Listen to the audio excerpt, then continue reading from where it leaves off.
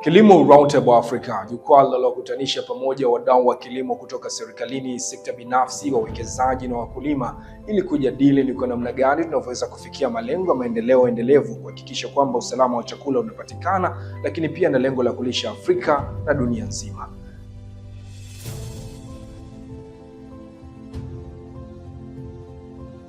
Kilimo kwa miaka mingi kimekuwa uti wa mgongo wa bara la Afrika, na kwa mara nyingi tumeweza kuona mapinduzi mbalimbali yakiendelea kutokea. Tanzania tumeshuhudia ongezeko la bajeti ya kilimo kwa asilimia 44.8. Yote inaonyesha jitihada zilizowekwa katika kuhakikisha kwamba kilimo kinakuwa ni sekta inayochangia kwa kiasi kikubwa uchumi wa pato la taifa.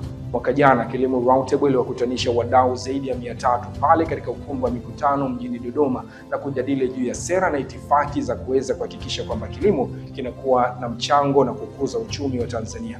Aprili 24, 2025, wadau wa kilimo zaidi ya 100 wanakutana makao makuu ya nchi jijini Dodoma kwa ajili ya kujadili ni kwa namna gani tunavyoweza kukuza na kuendeleza sekta ya kilimo, hasa katika kuangalia dira ya taifa ya maendeleo ya 2050 inayolenga kukuza kilimo na kuchangia katika pato la taifa.